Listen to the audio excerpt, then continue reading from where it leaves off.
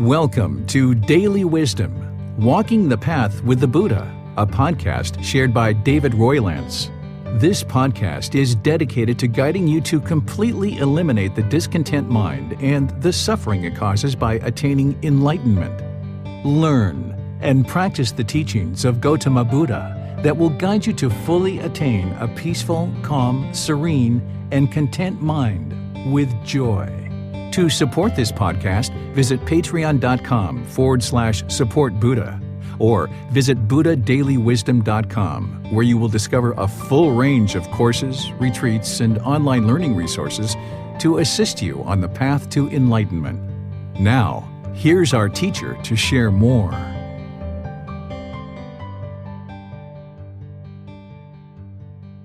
Sawadee Kap. Hello and welcome to Daily Wisdom, Walking the Path with the Buddha. Today's our Pali Canon and English study group, where we study the words of the Buddha in a volume of books that will share the words of the Buddha. There's 13 volumes total, and we're studying volumes 2 through 13. Today's our last day in this particular book, which is chapters 41 through 51. And the way that this program works is these books are downloadable. You can acquire them through just downloading them to any kind of electronic device that you have. You can then take those out and print them if you would prefer a printed version, or you can order them on Amazon and be able to get a nice quality printing if you like. And then students read them all throughout the world and come together on Saturdays in order to discuss them. So together, we're going to be sharing these teachings on the screen so that we can all study them together. We've got students that are in Zoom, Facebook, YouTube, and other parts throughout the internet world where we're distributing this content, and we'll just study these teachings together to help you understand what the Buddha actually taught related to the path to enlightenment. Then next week, we're going to be moving into volume 3, which is the next volume. Volume 3 is also available in those same ways by going to buddhadailywisdom.com, clicking on the button for free books, and you can download it there. You can print it or acquire a version through Amazon. And then if you read chapters 1 through 10, next Saturday, we'll be discussing those. But if you're joining us for the first time and you haven't read, it's okay, because we're going to actually read each of these chapters today in class and then study them in order to help you gain insight from the wisdom of Gotama Buddha as he shared his teachings over 2,500 years ago. The way that we start this class is with just a brief little meditation to help the mind create some clarity and some focus, so that then as we study, you'll be able to retain the teachings for longer periods of time. Because retaining the teachings then allows you to reflect on them and allows you to practice them in order to experience the results with changing the condition of the mind. Because remember, this path to enlightenment, there's a certain aspect to it that's an intellectual journey that you need to learn intellectually. But just learning intellectually isn't actually going to create enlightenment. You need to be able to reflect on the teachings and practice them. And that's where the condition of the mind actually improves, when you start practicing what the Buddha actually taught. So we'll start out with our brief meditation and then move right into chapter 41. So thank you all for joining. Appreciate that you're here with your interest to learn and practice the teachings of Gotama Buddha. If you'd like to take a meditation position of either seated, standing, or lying, we'll go ahead and start with breathing mindfulness meditation. So go ahead and make your lower body comfortable, your hands and arms as well, and keep your upper body erect so that it keeps the mind attentive and alert. Next, close the eyes. Start breathing in through the nose and out through the nose. Just develop a nice natural breath. Breathing in through the nose and out through the nose. Breathing in and out. I'm going to do some chanting to ease us into meditation. You're welcome to join if you like.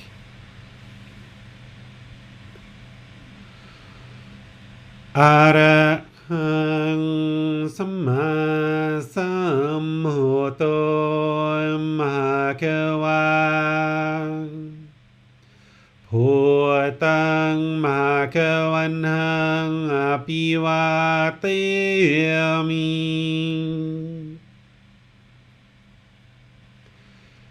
สวากขาโตมหาเขวัตตาธัมโม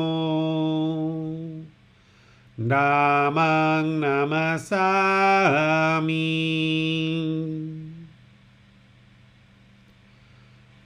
สุปฏิปันโนมหาเขวัตโต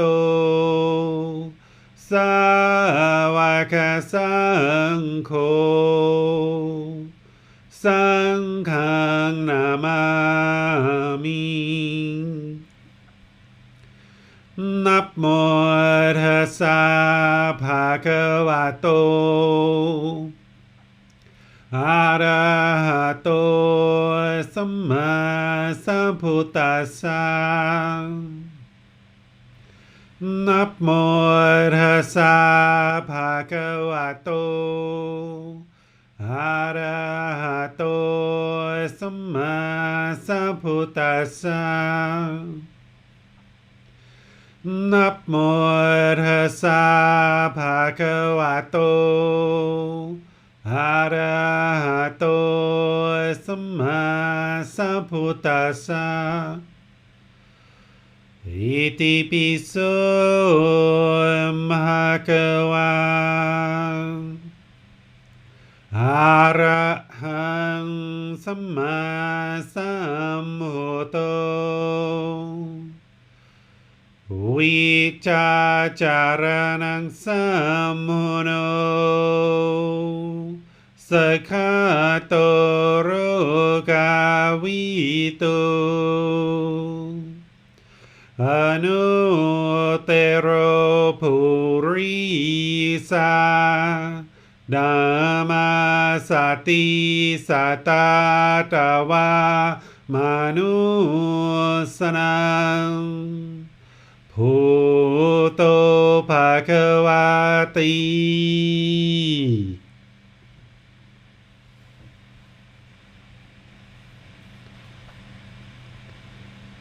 Okay, you should be breathing in through the nose and out through the nose.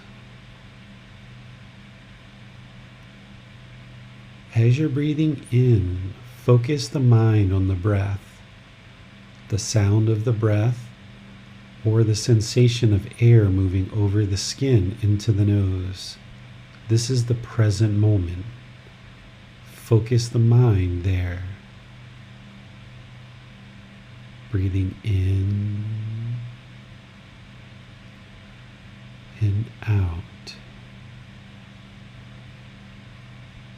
As the body's breathing out, continue to focus the mind on the breath, the present moment. The mind can be peaceful when it's in the present moment. As the mind wanders, and you notice that, cut it off, let it go. Bring the mind back to the breath, the present moment. Breathing in and out. I'm going to let you do this work of fixating the mind on the breath, cutting off and letting go anytime the mind is not on the breath. Focus on the breath, breathing in and out.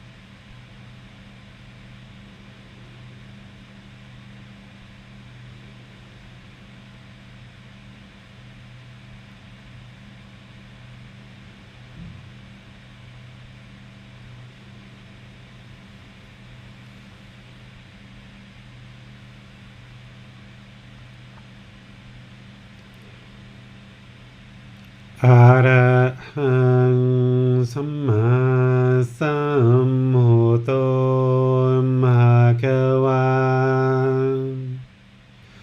พุทธังภะคะวันตังอภิวาเทมิสวากขาโตภะคะวะตาธัมโมธัมมังนามัสสามิ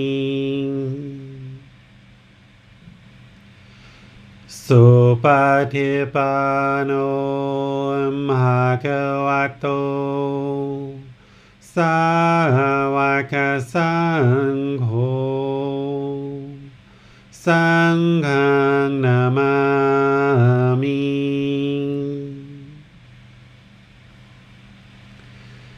นะโมตัสสะภะคะวะโตอะระหะโตสัมมาสัมพุทธัสสะนะโมตัสสะภะคะวะโตอะระหะโตสัมมาสัมพุทธัสสะนะโมตัสสะภะคะวะโตอะระหะโตสัมมาสัมพุทธัสสะอิติปิโสภะคะวะอะระหังสัมมาสัมพุทโธวิจาจารณังสัมมุโนสักขโตโรกาวิโตอนุเตโรปุริสาธัมมาสติสัตตาตวามนุสนังพุทโธภควาติ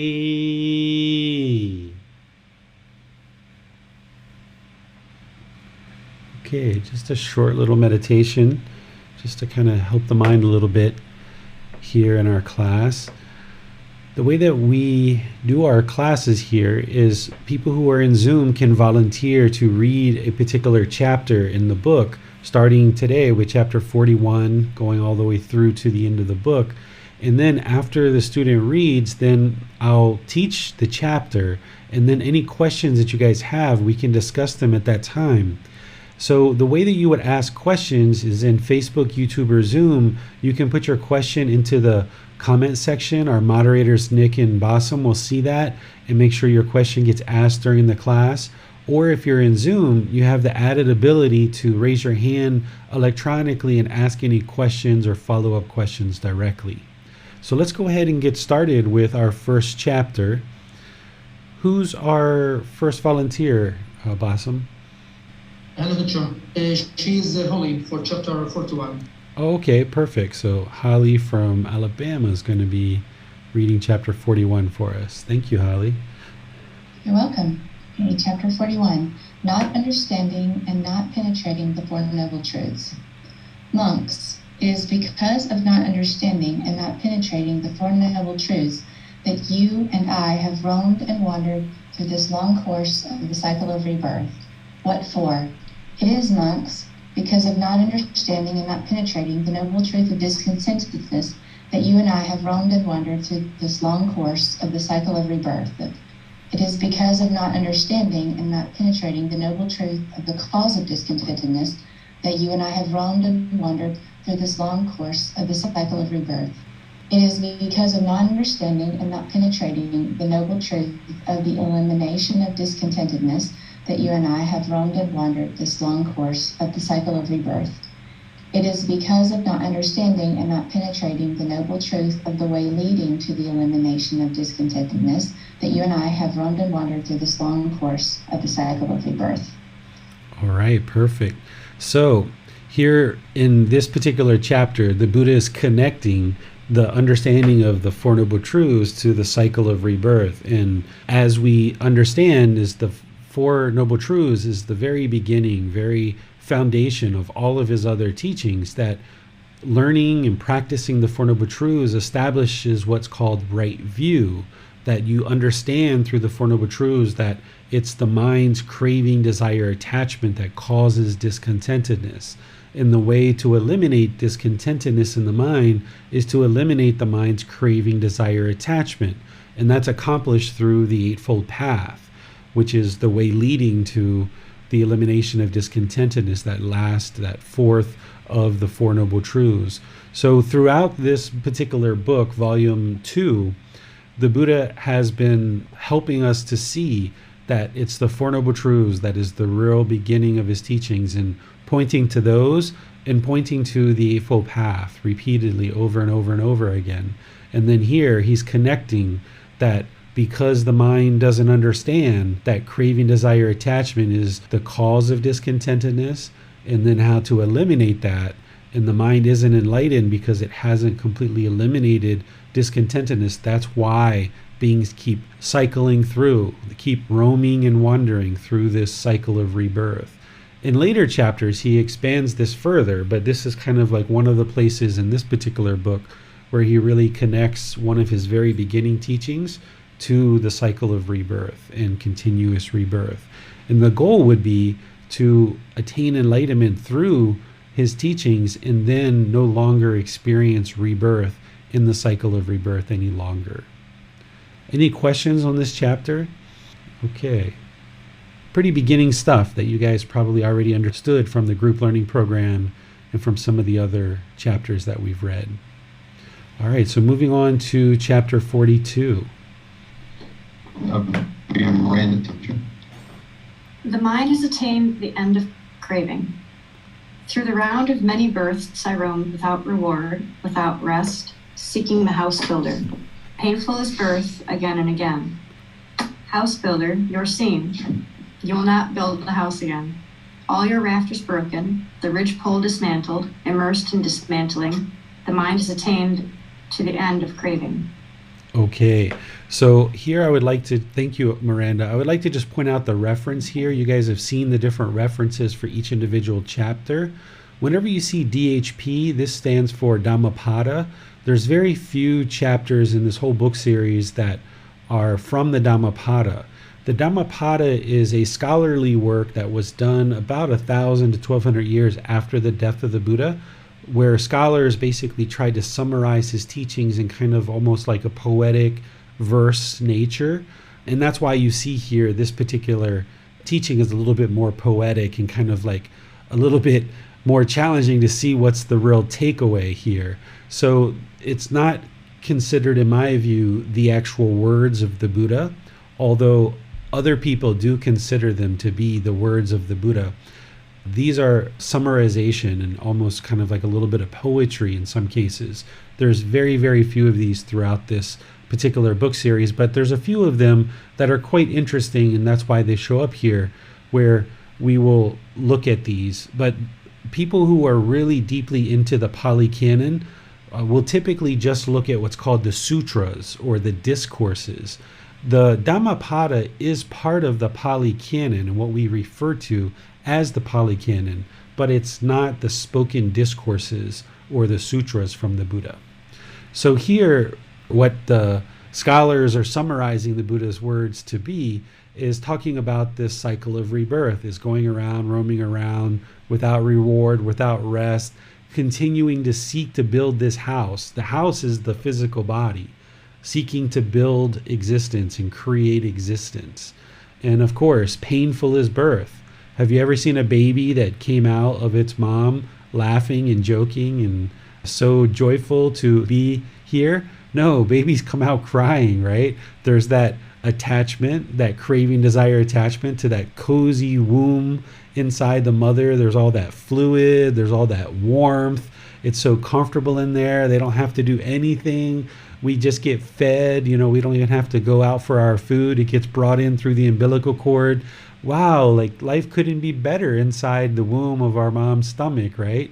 But as soon as that baby is taken out of the womb, or it comes out of the womb through natural childbirth, wah, wah, wah. Why? Because of the craving, desire, attachment to the womb, right? So there's that craving that is the cause of rebirth and the fuel that causes rebirth. And right away, when birth happens, it's painful. Now, we tend to look at it as a joyful experience, that there's a new life that's come into the world. But if you ask the person who's giving birth, it's quite painful to give birth. And if a infant could actually talk, it's, I'm sure, quite painful to go through the birthing canal or be pulled out by a doctor in a C-section. And continuous rebirth creates discontentedness, where now there's a new being in the world that's going to experience discontentedness again and again and again until we discover these teachings and attain enlightenment. So that's where here, house builder, you've been seen, right? So I understand craving, desire, attachment. You're the reason why this house keeps being built. You're the reason why existence keeps happening over and over again. You've been seen, craving, desire, attachment. We know it's you that's causing this house to be built over and over again. You will not build a house again. So if you eliminate craving, desire, attachment in this existence, there will be no more existences in the cycle of rebirth. So you will not build a house again. You craving, desire, attachment, you will not lead to another rebirth. All your rafters broken. So craving, desire, attachment having been eliminated, all the rafters that support this house and create this house has been broken. The ridge pole dismantled, right? Immersed in dismantling, breaking down, eliminating this craving, desire, attachment, so that there can no longer be any more rebirth. And then the last line here, the mind has attained to the end of craving. So by ending craving, we eliminate the rebuilding of this existence and continuous existence of roaming without reward, roaming without rest. And you can probably relate to that without rest part for sure, because when the mind has so much craving, you just feel like you're on the go, just go, go, go, go, go, go, go, go, go all the time. You can never get enough completed, and you can never get enough rest. The mind is just constantly on the go, go, go, go, go. But when you eliminate the craving, then the mind can finally have peace. It can finally have calm. It can finally rest, because it's no longer just constantly pursuing with a strong eagerness, that yearning, that longing. And that's how you end this whole process of the cycle of rebirth. So any questions here on this chapter? All right, it looks like no questions here. So we'll move on to chapter 43. And Johnny, 43. Okay. In this fathom-long body, I say, friend, that by traveling, one cannot know, see, or reach that end of the world, where one is not born, does not grow old and die, does not pass away and get reborn. Yet I say that without having reached the end of the world, there is no making an end of discontentedness. It is in this fathom-long body endowed with perception in mind that I proclaim the world, the origin of the world, the elimination of the world, and the way leading to the elimination of the world. Okay, thanks, Johnny. So here, the Buddha is kind of retelling the Four Noble Truths. He's pointing to the Four Noble Truths here, but rather than use the word discontentedness, he's using the word world. So here, what he's saying is, I say, friend, that by traveling, one cannot know, see, or reach the end of discontentedness. Okay, it says the end of the world, but it's discontentedness. The end of this cycle of rebirth cannot come about by just traveling around the world, where one is not born, does not grow old, and does not die. So we can't end this cycle of rebirth by just traveling around, right? So I say, friend, that by traveling, one cannot know, see, or reach the end of the world, where one is not born, does not grow old and die, does not pass away and get reborn. So it's not by just traveling around and seeing the world that this comes about. Yet I say that without having reached the end of the world, there is no making an end of discontentedness. So you have to be able to see this path to enlightenment. You have to be able to see it clearly in order to make an end to this discontentedness. Not by traveling necessarily physically around the world, but by being able to see the natural laws of existence of the world is what will help you to understand and how to make an end to this discontentedness. It is in this fathom-long body. This fathom is essentially a unit of measurement. They use different units of measurements during the lifetime of the Buddha. So a fathom is essentially 6 feet or 1.8 meters. That's what a fathom is. So it sounds like the Buddha must have been about 6 feet tall. That's what this alludes to. So it is in this fathom-long body, endowed with perception and mind, that I proclaim the world. So he's proclaiming what is discontentedness, the origin or the cause of discontentedness, the elimination of discontentedness, and the way leading to the elimination of discontentedness. He's not necessarily predicting the end of the world because he left this as an undeclared teaching. But here he's essentially kind of recasting his typical use of the word discontentedness through using this word, the world. Any questions on this chapter? Let's go right into The perfectly enlightened one's complexion is no longer pure and bright. The limbs are all flaccid and wrinkled. Then the Venerable Ananda approached the perfectly enlightened one. Having approached and paid homage respect while massaging the perfectly enlightened one's limbs, he said to him, "It is wonderful, Venerable Sir. It is amazing, Venerable Sir. The perfectly enlightened one's complexion is no longer pure and bright. His limbs are all flaccid, soft, and hanging loosely, and wrinkled. His body is stooped. Some alteration is seen in his sense bases, in the eye sense base, the ear sense base, the nose sense base, the tongue sense base, the body sense base. So it is, Ananda. In youth, one is subject to aging. In health, one is subject to illness. While alive, one is subject to death. The complexion is no longer pure and bright. The limbs are all flaccid and wrinkled. The body is stooped. And some alteration is seen in the sense bases, in the eye sense base, the ear sense base, the nose sense base, the tongue sense base, the body sense base. This is what the perfectly enlightened one said. Having said this, the fortunate one, the teacher, further said this: "Fie on you, wretched aging, aging which makes beauty fade. So much has the charming puppet been crushed beneath advancing age. One who might live 100 years also has death as destination. Death spares none along the way, but comes crushing everything." Okay, thank you, Miranda. So what we're getting into here in these chapters is we're building up to the point where we get to the Buddha's last words and his actual death. So here you can see this particular teaching that he shared was towards the end of his life when he was getting old and the body was starting to be pretty decrepit, it sounds like, or at least it didn't have its youthfulness as it did at one time.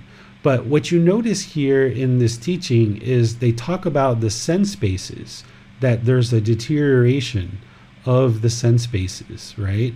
The eye sense base, the ear sense base, the nose sense base, the tongue, and the body.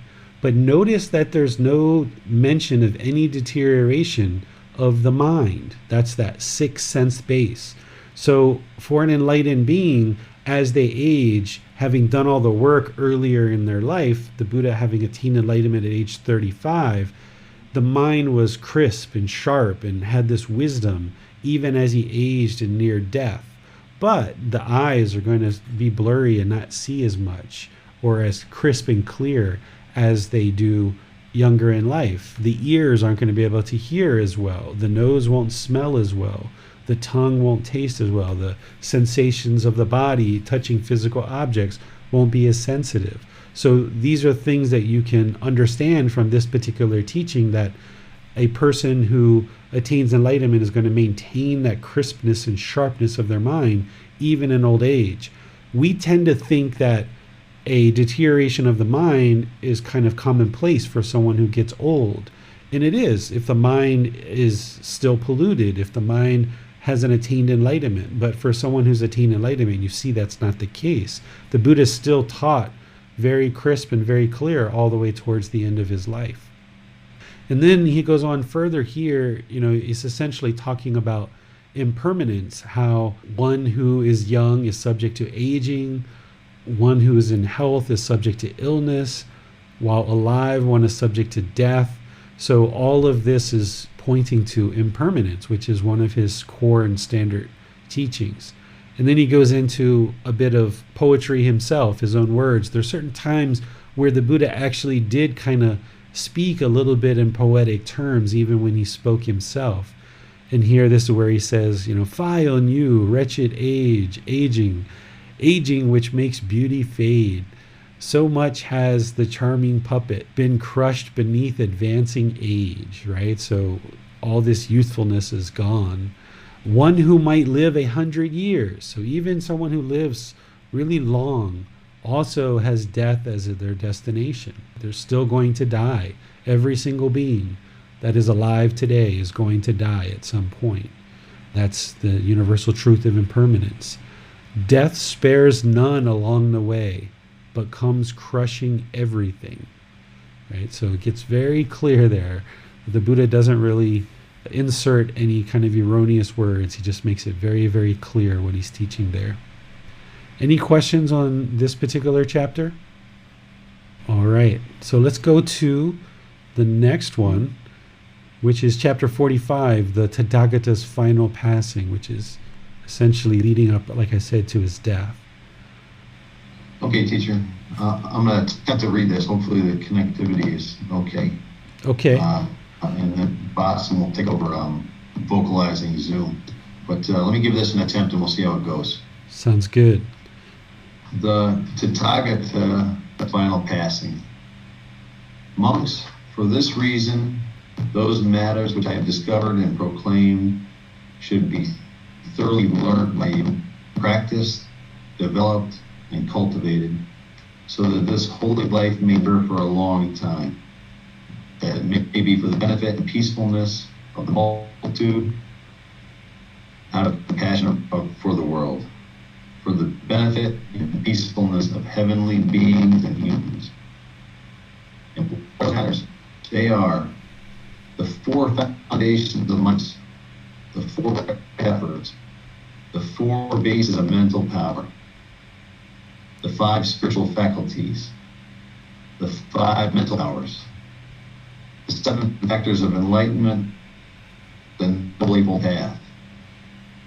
And now, monks, I declare to you, all conditioned things are of nature to decay. Strive on untiring.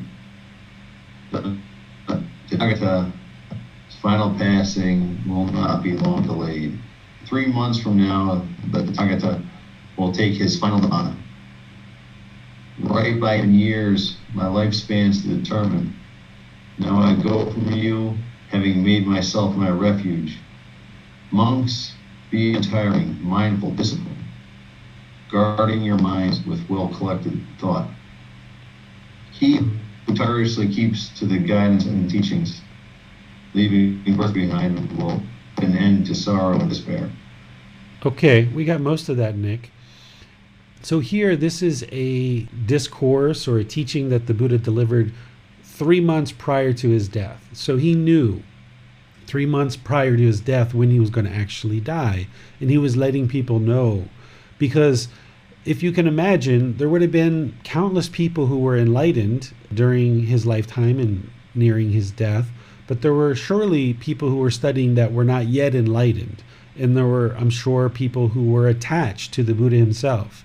Out of compassion for those people, giving them a heads up that he's going to be dying in 3 months would kind of help them to gradually start letting go of their attachment, and also give them a chance to ask any final questions that they might have or things that they're unclear of before he actually dies. So out of compassion for his students, giving them a heads up that he was about to die was a very wise thing to do. And then likewise, what he also delivers in this discourse is he shares the things that he feels are foundational to learning and practicing the teachings to attain enlightenment. Here, he shares what he feels are the most important teachings to be learned and practiced. There's another place where I expand this and I explain exactly what these things are. Of course, you've probably already had exposure to the 4 foundations of mindfulness and the 4 right efforts. Those are the 4 right strivings, right? In the Eightfold Path of right effort. The 4 bases of mental power and the 5 spiritual faculties, the 5 mental powers, these are things that you learn as part of all the other teachings, but there are specific things that I've put in other parts of the book series. And what I'll probably do now that I realize they're not here is I will probably pull those in and put those in here. Actually, you know what? I know why I didn't put them in here, because these are so close to the Buddha's last words. I wasn't interested in inserting any other words with parentheses, so I left it out here. But you'll see in other parts of the book series where he references these same things, and I put in parentheses what these things are. But there's nothing that you have to physically go out and learn the 4 bases of mental power, the 5 spiritual faculties, or the 5 mental powers, because these are all just kind of a regrouping of things that he teaches in other places. So just keep that in mind. The 7 factors of enlightenment, of course, you've already had exposure to, and the Eightfold Path is, of course, something that's taught. So these are what the Buddha is saying are, really pay extra close attention to these particular teachings. And then he shares discussion about impermanence, sharing impermanence, that, he's impermanent himself. This physical body is a nature to decay. Strive on untiringly. Don't give up. Don't become complacent. Don't ever give up. Keep going forward to work on attaining enlightenment. Letting people know that he's going to be dying in 3 months. And that's what we call final nibbana. Once somebody's attained enlightenment during their life, they've attained enlightenment, or they've attained nibbana. But we call it final nibbana once the body physically dies and the mind separates. Because during the lifetime as someone's in existence, you can reach enlightenment and get to the point where there's no longer any mental pain. All mental pain or painful feelings has been eliminated. But there's still going to be a certain amount of physical pain, and that's there for a reason. You can't extinguish that 100%. So if you were enlightened and you were standing too close to a fire, you're going to feel the heat, and that triggers the mind and tells the mind, hey, move away. The physical body is going to experience pain if you continue to stand next to this fire. And in that situation, the physical body and the mind has done what it's intended. Even though it's enlightened, it's experienced that heated sensation of the fire, and then the person chooses to step away from the fire. Then once the person actually dies, that's enlightened, now the mind and the body separate, and the mind no longer experiences even that physical pain any longer. But when an enlightened being experiences pain, they experience it very differently than in the unenlightened state. In the unenlightened state, when there's physical pain that happens, there's typically emotional pain or mental pain that associates with that. So if you stumped your toe or you hit your hand or thumb with a hammer, you would feel that physical pain, and then the mind might immediately go into mental pain, where maybe you start cussing, you start complaining, you start being agitated, angered, frustrated, irritated, and sometimes this leads to even more pain. That we hit our thumb with the hammer, we get angry, we throw the hammer up in the air, and it comes down and hits us on the head, right? So by maintaining your composure and your calmness, even when there's physical pain, the mind can then continue to make wise decisions and not lead to further pain. So in the unenlightened state, we experience physical pain, and then we also typically will experience mental pain or painful feelings associated with that, where the mind will become angered, frustrated, irritated, sad, or some other feeling associated with that, maybe even fear. In the enlightened mental state, an enlightened being will experience the physical pain. They will know that the body is in physical pain, but there won't be any anger, frustration, irritation, sadness, fear, any of these kind of things associated with the physical pain. So that's why we call it final nibbana or final enlightenment. And I explain this in a later book. I believe it's volume 6 or 7, where I explain it in a lot of detail for you guys there in written format. So here the Buddha is saying, ripen years, right? He's really old. His lifespan's determined. He knows when he's going to die. And ultimately he ends up dying at the age of 80. Now I go from you, having made myself my refuge. So I'm leaving, but he's made the teachings. He's made his own mind his refuge. The teachings protected the mind. So now he's escaped this whole cycle of rebirth.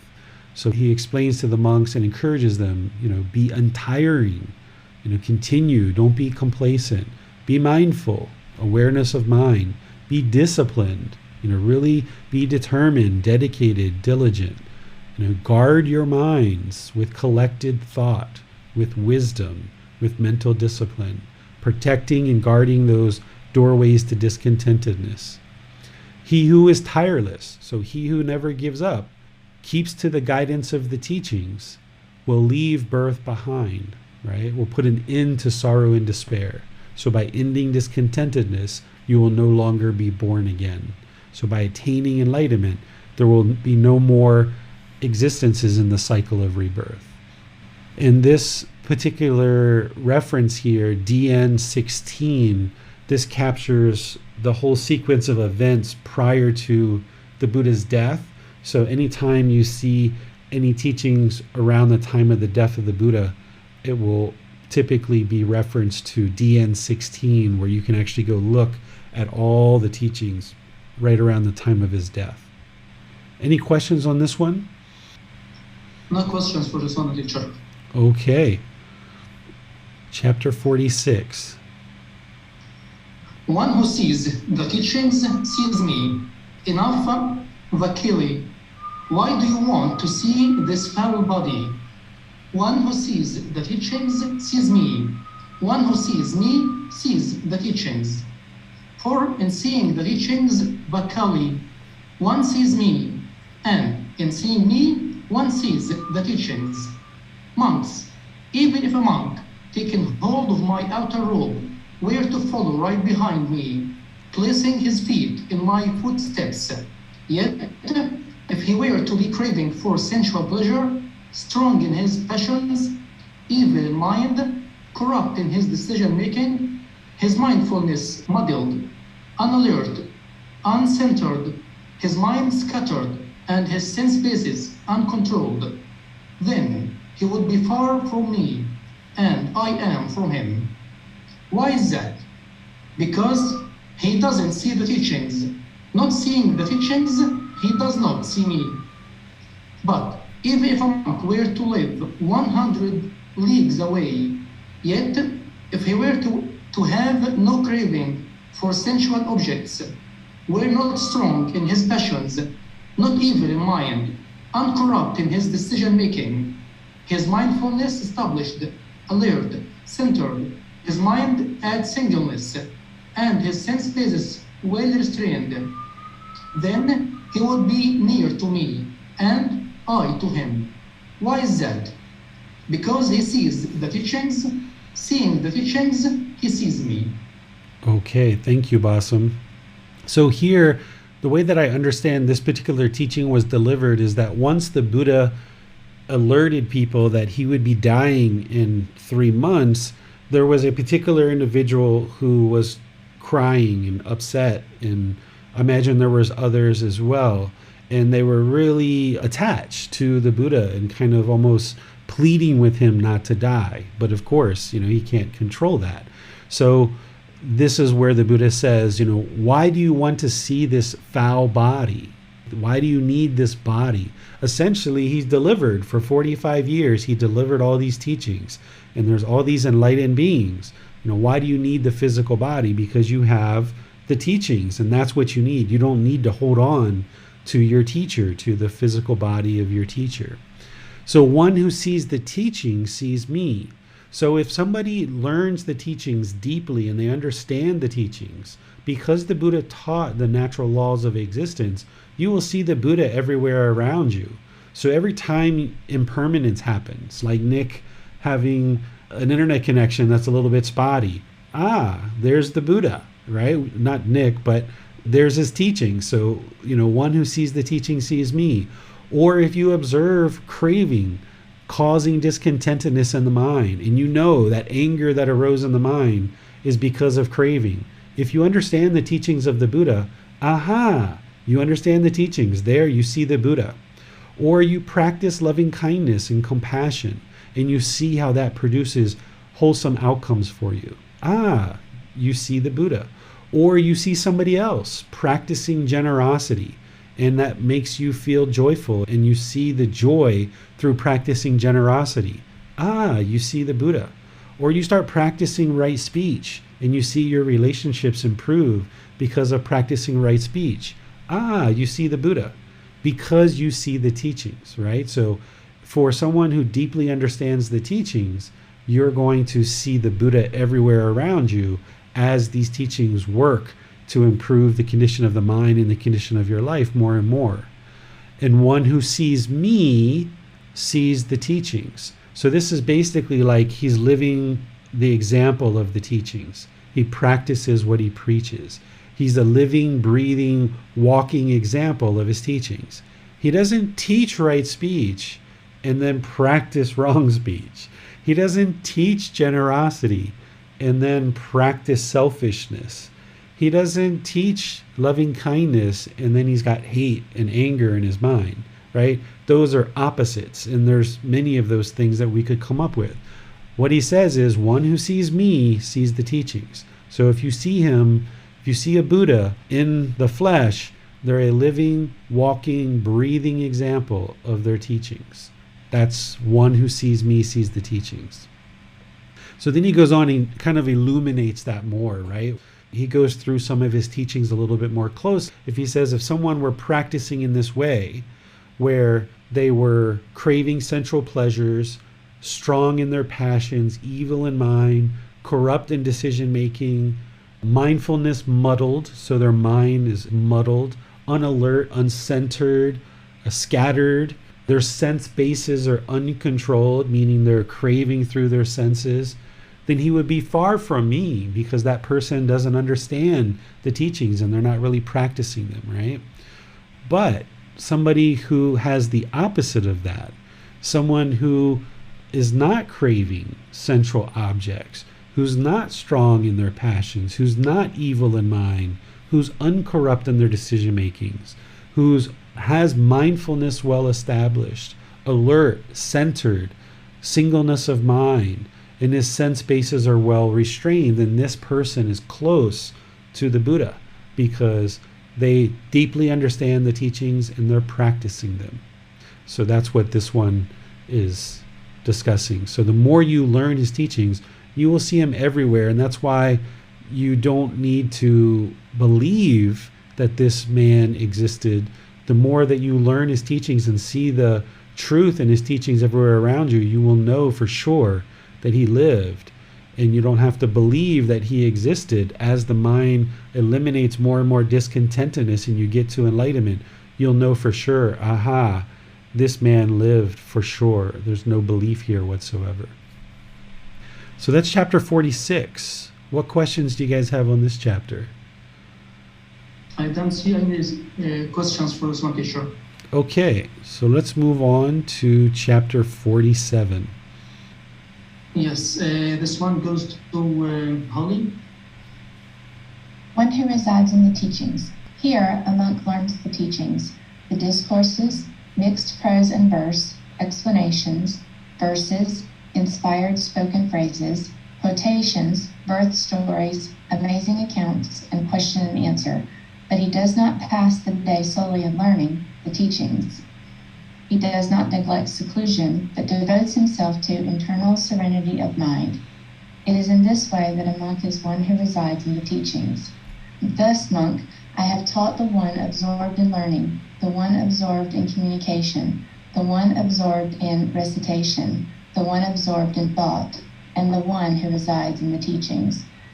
Whatever should be done, monks, by a compassionate teacher out of the compassion for his disciples, aspiring for their welfare, that I have done for you. These are the feet of trees. Monks, these are empty huts. Meditate, monks. Do not be complacent, lest you regret it later. This is my instruction to you. Okay, thank you. So here, the Buddha is talking about how he essentially taught, right? So as he taught, students were tasked with memorizing the teachings word for word, and then being able to recall those and actually recite them. They would oftentimes recite the teachings throughout the month. There was kind of like, I think every 2 weeks, there was a particular time when people would come together and they would recite the discourses over and over and over again as part of their practice. And then when they were away, they would go into seclusion and they would learn the teachings, they would discuss them with each other, they would practice the teachings, and where they were invited, they would actually share the teachings with householders too. So the Buddha is explaining here that not only is it important that somebody learn the teachings and reside in the teachings, but they also take time for seclusion and being alone and devoting their time to gaining that inner serenity of mind.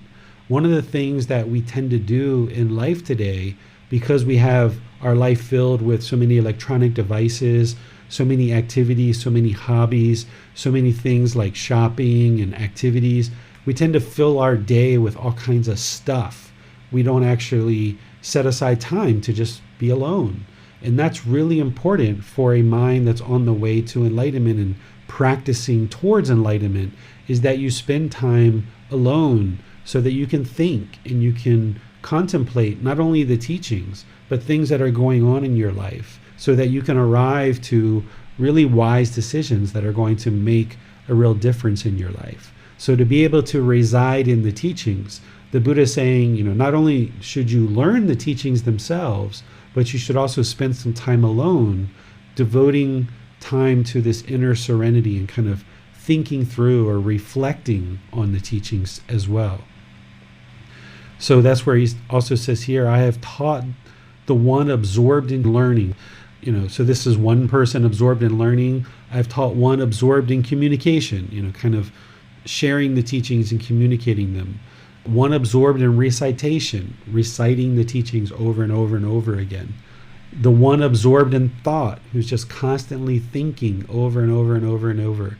And the one who resides in the teachings, right? So it's important to not just do one of these things, but to be able to do all of these things, right?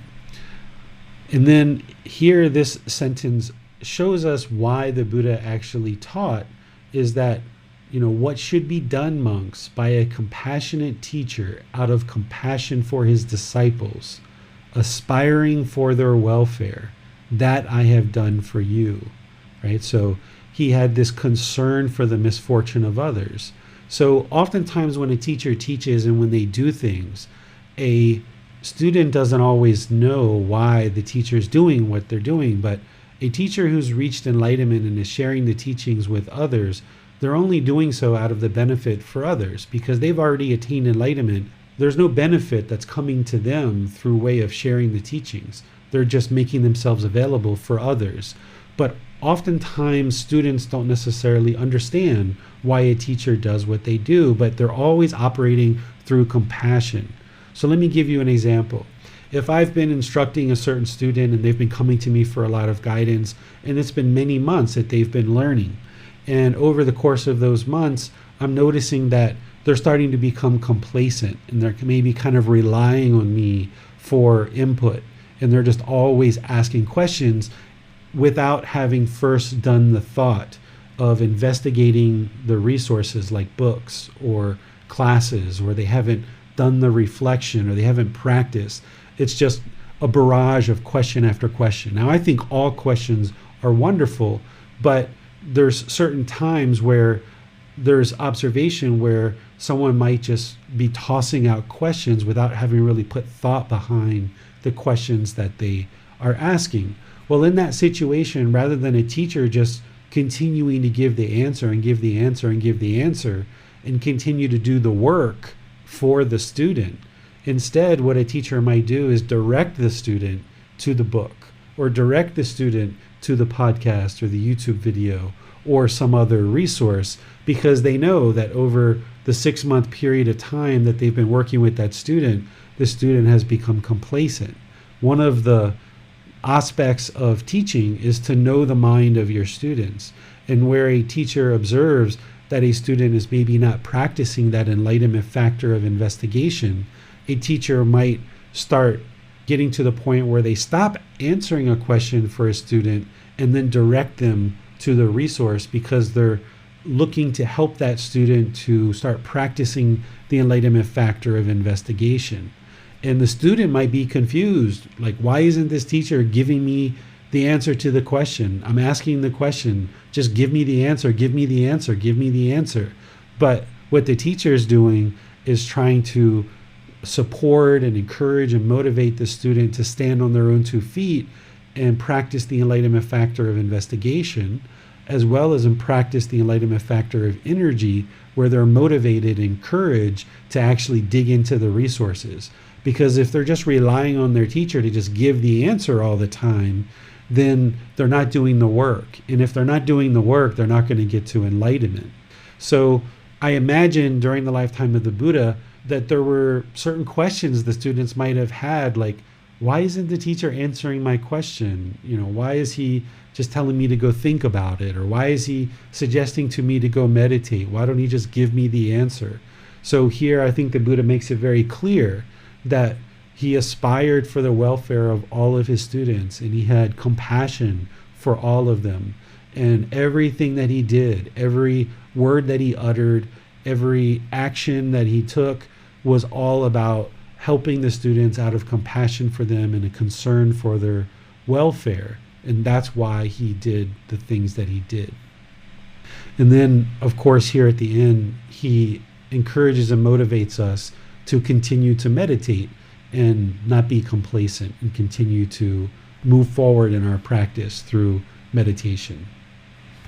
What questions do you guys have on this one? We have 2 questions on Facebook, but they are on previous chapters, so maybe we can delay them to the end of the class. Now we have Holly and Brenda has your hands raised. Let's go to Holly. My question, I thought was in your comments for this chapter, but I just looked at it and it's not in the comments in your extra writings. But I'm going to ask it anyway. I remember reading where you said it wasn't necessary for us to memorize parts of the teaching because we have it available in digital form or in written form, whereas the students of the Buddha did not have that, so they had to memorize it. My question is do you feel like, even though it's not necessary, do you feel like it would be advantageous to memorize parts of the teachings now? I think memorization of the teachings doesn't have as much value as it did during the lifetime of the Buddha. During the lifetime of the Buddha, there was really no other way. Nowadays, what's most important is that you understand the teachings. And the more that you read them, the more that you might actually kind of start memorizing them. Not that you have to go recite them somewhere, but that you'll internalize the teachings and you'll understand them. So like these chapters that we're looking at this week, I've probably looked at these probably 10, 20 different times. I don't have them memorized word for word. And I will typically read the chapters before class, maybe like a day or two before class. I will kind of refresh my memory about the chapters so that I'm prepared to talk about them with you guys. But I don't remember them word for word. But when I read them, I recall, what the understanding I have of these teachings. So I don't think it's important that you remember to the point that you can recall them word for word, but that you have an understanding of what the Buddha is communicating with these, so that then you can apply it to your life. Right. So memorizing the steps to the Eightfold Path and memorizing like the high level teachings, that would be good, just so we can always recall it. Yes, I agree with that. So like the 3 universal truths, you should be able to know those and be able to explain those in detail. The Eightfold Path, you should be able to know all the steps and be able to explain them. The 5 precepts, you should know all of those and be able to explain them. Then moving into like the 5 aggregates, which we've touched on a little bit in this book, but as we go forward in future books, we'll get into the 5 aggregates more. You should know what the 5 aggregates are and be able to explain those. So there's certain things like that yes, I agree that you need to have a very good recall of what they are and be able to explain them. But in terms of reciting them word for word the way that the Buddha explained them, you don't necessarily need that. But you'll need to have what you're talking about, that high level understanding of these very key teachings. And by the way, the reason why that's important, Holly, is that you'll be interested to recall those teachings in your daily life. So if you're out shopping or you're at your son's school and something happens and you need to grab a tool out of your tool belt in order to talk to a principal of a school or a teacher or a cashier at a store or something, and you recall that, for example, loving kindness antidotes hatred and anger, and you feel a little bit of anger arising, then if you can recall, loving kindness, and you pull that out of your tool belt and start practicing loving kindness, that's where having that understanding of the Buddhist teachings really comes to aid you and help you, that you don't have to be like, principal, can you hold on for a second? I'm feeling some anger here. Let me see what I need to do to antidote that and get rid of that. Loving kindness. Okay, let me be loving and kind to you. So if you soak these teachings into the mind and you deeply penetrate them into the mind, then you'll be able to invoke the various teachings when you need them in daily life. That's the reason why deeply soaking them into the mind becomes useful. So I think Miranda's next. Yes, sir. Hello. What is meant by these are the feet of trees, monks, these are empty huts, if anything? Sure. So whenever the Buddha talks about meditation, he always directs his students to go to the foot of a tree. In his view, it seems like based on everything that you see him talking about with meditation, he felt that meditating at the trunk of a tree, at the foot of a tree, was the ideal place to meditate. Because I'm sure during their lifetime, there were certain cities or towns that they taught in, and there was I think 2 temples that they had built during his lifetime that he kind of moved between during his lifetime, but he also taught in different towns and villages and in people's houses. So there wasn't a plethora of places to go meditate. Like today, there's temples everywhere, there's meditation centers everywhere. Even in airports, I see meditation rooms nowadays, where during the lifetime of the Buddha, where would you go to meditate? Well, go in the forest. In the forest, during the lifetime of the Buddha, there was, quite a few more wild animals than there are today. And I imagine not too many people really ventured into the forest during the lifetime of the Buddha. And that was the place where you could get seclusion because people were afraid to go there, except for people like monks or ordained practitioners who were practicing to not have fear. So it seems like based on all of his teachings that he viewed the foot of a tree as being the ideal place to meditate. And then he'll oftentimes follow it up with this one too, where he says empty huts as well.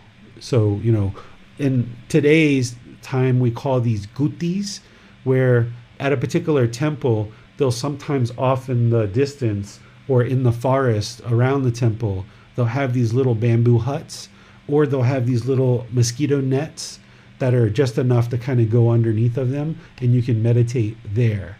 And this would be the ideal place to potentially meditate. But then also you shouldn't avoid meditating in other places too, because after you meditate in places like this, where maybe there's more silence other than the noise of the animals in the forest, it actually is helpful to go into some populated environments and train the mind to meditate there too, so that the mind doesn't get attached to the solitude of something like the forest.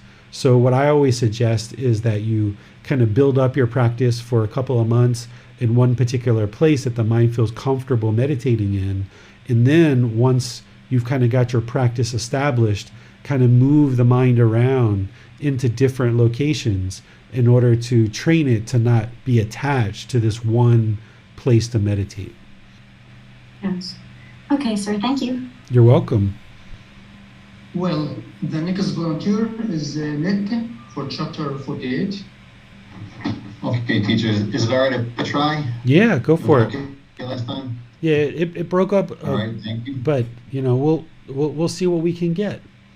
It's a good lesson in impermanence and not allowing any kind of sound to disturb the mind. All right, sir. Thank you, teacher. One who has attained nibbana in this very life. Monk, if one teaches the teachings for the purpose of fading away of strong feelings towards aging and death, for its fading away and elimination, one is fit to be called a monk who is speaker on the teachings.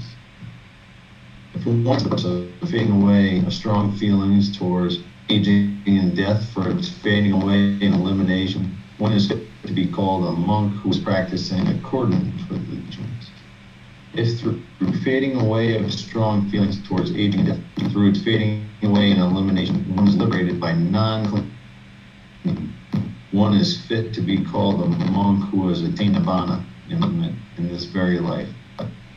In the case of birth, existence, clinging, craving, feeling, contact, the six sense basis, name and form, volitional formations, choices, decisions, and ignorance, the unknowing of true reality. The discourses are identical except for the reference to each of the conditions of dependent origination.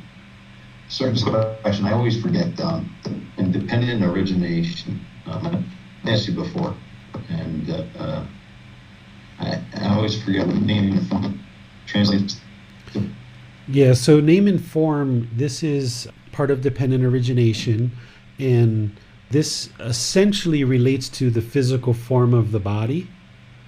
Name is the 5 aggregates with one change because form is extracted out and we put in contact. But we'll get to that when we get to volume 5.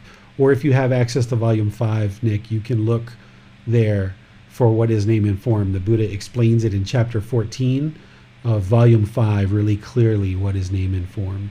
But it's essentially the 5 aggregates with contact.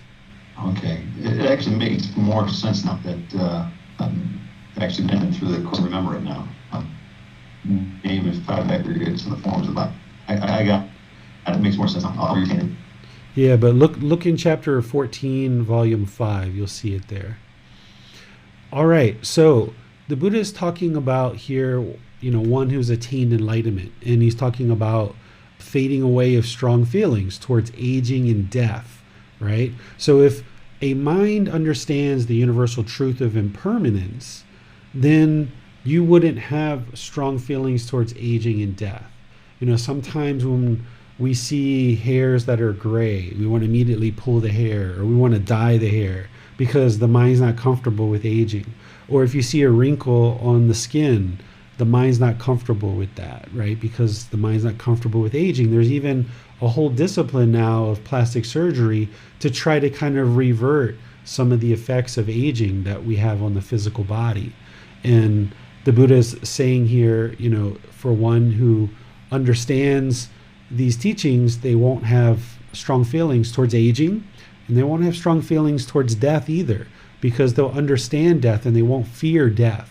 An enlightened being will no longer have any fear at all, including the fear of death. And he says, one who teaches the teachings in this way for the fading away of elimination of discontentedness, is one who is called a monk who is a speaker on the teachings. So basically, someone who's speaking about the teachings, understanding the teachings, would understand that the whole goal of these teachings is to eliminate discontentedness, eliminate these strong feelings towards aging and death and discontentedness, which essentially relates to the dependent origination. You guys haven't learned that yet, but we will in this program. If one is practicing for the purpose, so not only teaching, but also practicing for the purpose of fading away of these strong feelings towards aging and death, and for the fading away of elimination, that's elimination of discontentedness, one is fit to be called a monk who is practicing in accordance with the teachings, because that's the whole goal of these teachings, right?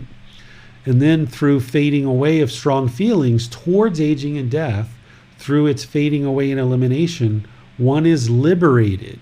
So if one is teaching, one is practicing, not that everyone that attains enlightenment has to teach, but he's just sharing that, by accomplishing those, you're also going to be able to be liberated from non-clinging, that the mind is not going to be holding on and causing discontentedness. One is fit to be called a monk who has attained enlightenment in this very life, right? So someone who's eliminated discontentedness will have attained enlightenment. And then here, this is just explaining that each individual aspect of dependent origination was discussed in the same way. So aging and death is one aspect of dependent origination.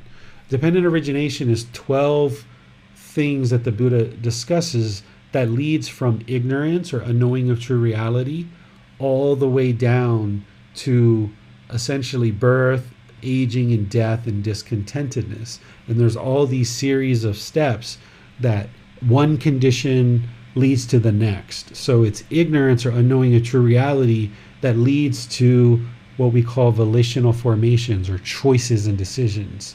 And then those choices and decisions lead towards consciousness. And then those consciousness, and it keeps on going all the way down this chain of events where the Buddha shows you very clearly that it's ignorance or unknowing of true reality that actually creates rebirth, and then the conditions that exist for discontentedness.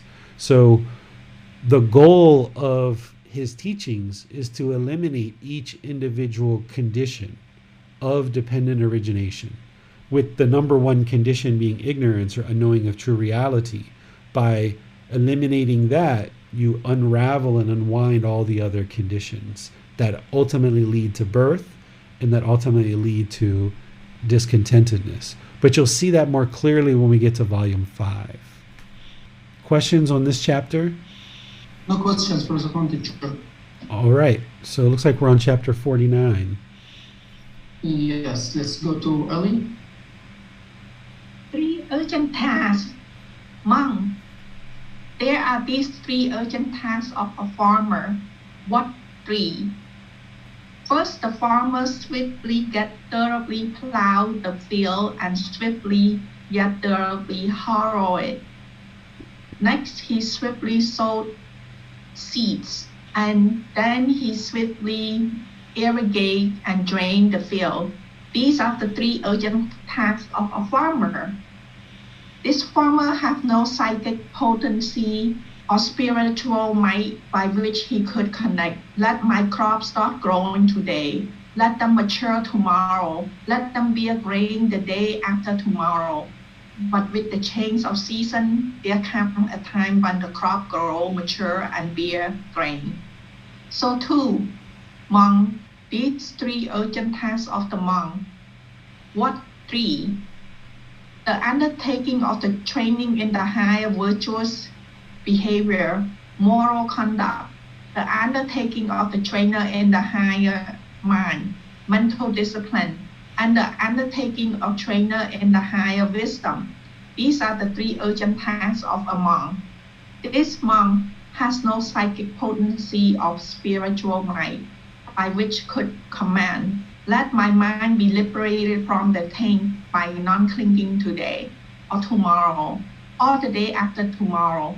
Rather, as this monk trained in the higher virtuous behavior, moral conduct, higher mind, mental discipline, and higher wisdom, these come an occasion when this mind is liberated from the taint by non-clinging. All right, thank you, Ali. This is a really great teaching for anyone who's craving enlightenment, and they want it today, right now. Come on, let's go. I want to get enlightened, right?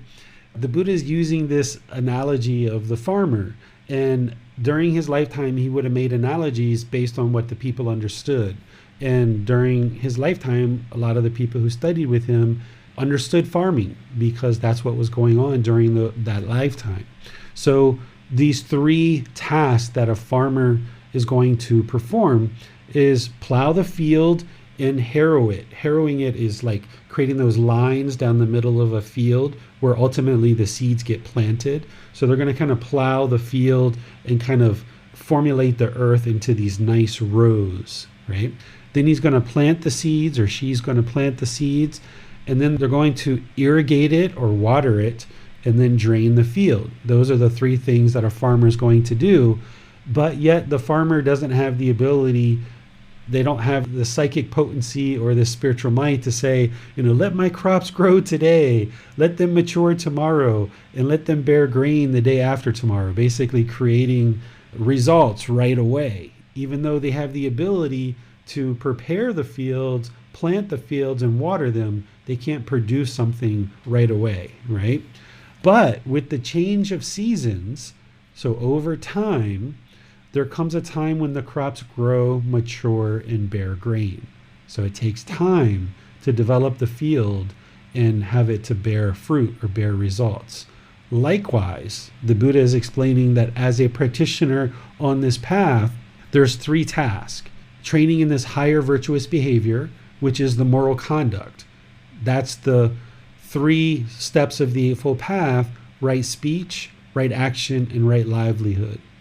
The undertaking of training in the higher mind. This is the mental discipline of the Eightfold Path: right effort, right mindfulness, and right concentration. And then the undertaking of the training in higher wisdom. This is right view and right intention of the Eightfold Path, right?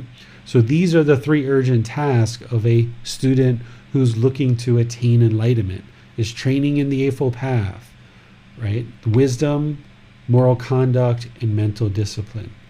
But this student has no psychic potency or spiritual might that you could command, let this mind be liberated from the taints. That's those 10 fetters, because those are the pollutions of the mind that are hindering the mind from experiencing enlightenment. So even though you might know the Eightfold Path and you might have studied it and you're in the process of practicing it, you have no ability to command that the mind get rid of these taints or these 10 fetters and liberate it today or tomorrow or the day after tomorrow. But rather, you train in the higher virtuous behavior, the higher mind, the higher wisdom, and there comes an occasion when his mind is liberated from the taints by non-clinging. So gradual training.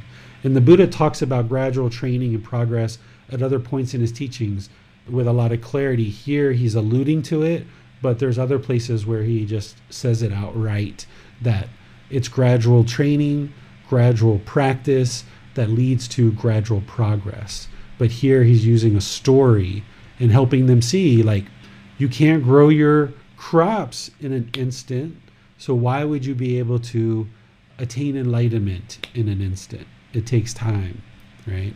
So this is a perfect teaching for anyone who's really craving enlightenment a lot. Questions on this chapter? Not really, sure. No questions for this one. All right. Chapter 50. Yes. The Tathagata resides compassionate towards all living beings. Venerable Seer, doesn't the perfectly enlightened one resides compassionate towards all living beings? Yes, Headman, the Tathagata resides compassionate towards all living beings. Then why is it, Venerable Seer, that the perfectly enlightened one teaches the teachings thoroughly to some, yet not too thoroughly to others? Well, then, Headman, I will question you about this. Answer as you see fit. What do you think, Headman? Suppose a farmer here and here had 3 fields, one excellent, one of middling quality, and one inferior, rough, salty, with bad ground. What do you think, Hidman? If that farmer aspires to sow seed, where would he sow it first? In the excellent field, in the field of middling quality, or in the field that was inferior, the one that was rough, salty, with bad ground? If, Venerable Sir, that farmer aspires to sow seed, he would sow it in the excellent field. Having sown seed there, he would next sow seed in the field of middling quality.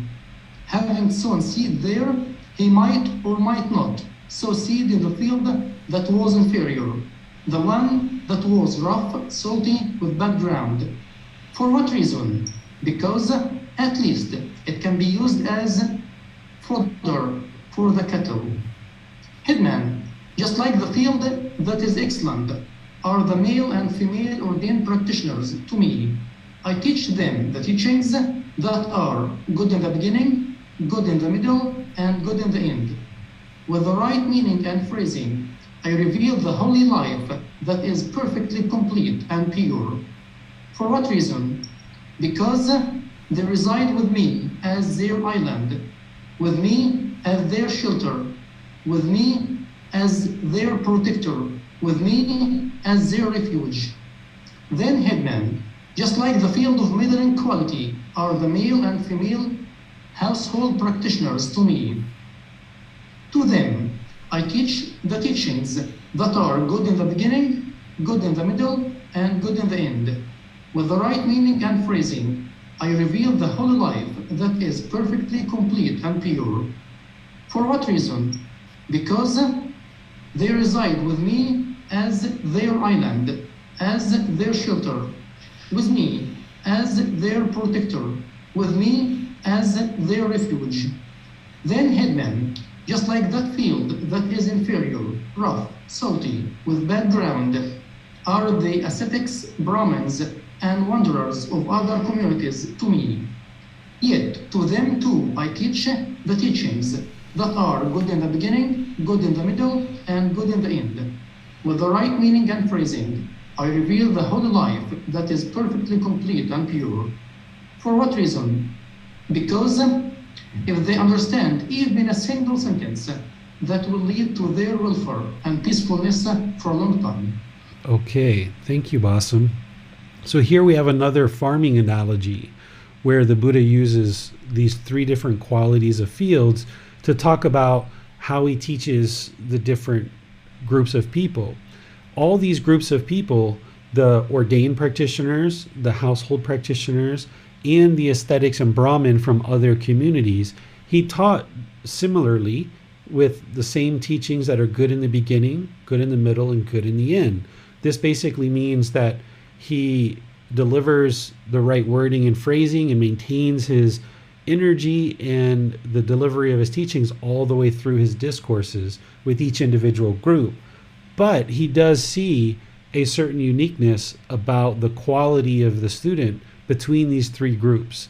And people who have given up their household life and entered into homelessness to be ordained, he saw them as being the highest quality of student because, of course, they've given up so much to be able to learn with him and attain enlightenment. So that was an action that they did that was demonstrating to him that these people are serious and they truly are interested in learning these teachings. So he viewed that as the highest quality of field that he could plant seeds and they would grow and come to fruit.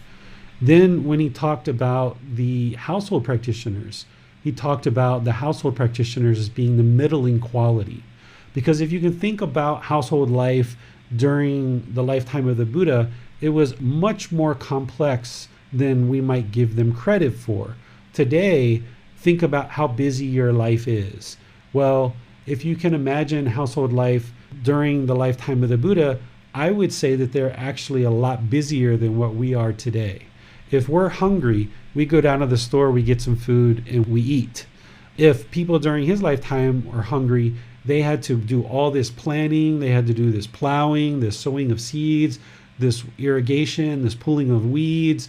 Over the course of time, they had to gather up the harvest, they had to prepare it, they had to preserve it, they had to collect firewood, they had to develop their shelter, they had to make their clothing.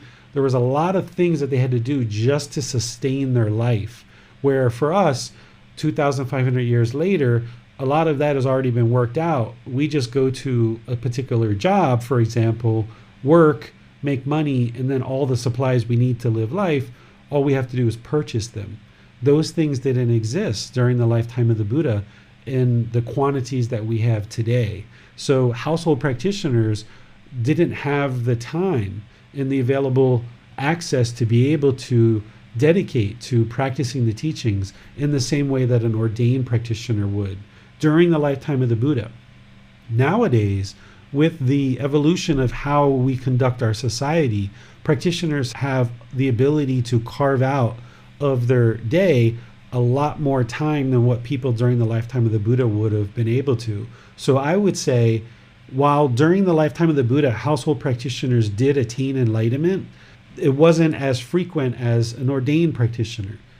I would say during today's time, a household practitioner, while there's still certain obstacles to overcome, they have much more ability to attain enlightenment today than a household practitioner would have during the lifetime of the Buddha, because we have organized our lives in such a way that we don't have to have the extensive work just to sustain our life, that we actually can carve out large portions of our day in order to actually focus on learning and practicing the teachings. We actually have things called weekends where we're not expected to work necessarily, and we can kind of spend time involved in our hobbies and activities. During the lifetime of the Buddha, there weren't necessarily hobbies and activities. People didn't go out for exercise or jogging or crocheting or knitting or quilting or artwork or racing cars or things like this. During their lifetime, it was work 7 days a week, and that's what they needed in order to sustain their life. And at any time, a certain storm or weather condition or some aspect of the environment could really change their plans in terms of the amount of food they would have access to sustain their life. So he viewed the household practitioners as being this middling quality, but he still taught them the same, and he still looked at them as being dedicated to him being their island, their shelter, and their protector, their refuge, because it's his teachings that was able to protect the mind. But this other group of people, these ascetics and Brahmin and wanderers of other communities, these are the people from other teachers that I've mentioned, that during the lifetime of the Buddha, there were other teachers that were claiming it was their teachings that led to enlightenment. And these people would kind of wander and roam from teacher to teacher to teacher, and they would sometimes come to the Buddha for teachings as well. And he still taught them the same in terms of good teachings in the beginning, middle, and end, but he viewed them as kind of a lesser quality of student, an inferior quality, because they weren't really dedicated to learning his teachings.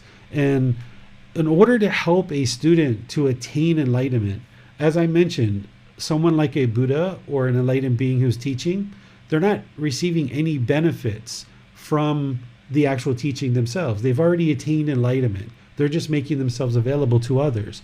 But to help a person attain enlightenment, it's an exhaustive amount of work and effort to help somebody along the path. A person, even a Buddha, isn't going to be interested in investing in someone who isn't invested in their own education, who isn't invested in their own path, their own journey. What teachers are interested in is sharing the teachings with anyone and everyone who's interested to learn and practice the path. But those students who show dedication and determination and diligence to their own growth in the path to enlightenment, a teacher is going to consider them to be a better quality student who they're willing to invest in order to help them grow and progress along the path. And that's the way that a Buddha would teach. But even in teaching that inferior quality student, the Buddha shares here that even if they understand a single sentence of his teachings, that would be good for their welfare and peacefulness for a long time. One of the things that I can share is that here in Thailand, I used to, before COVID, teach in the temples, and I would be there multiple times throughout the week.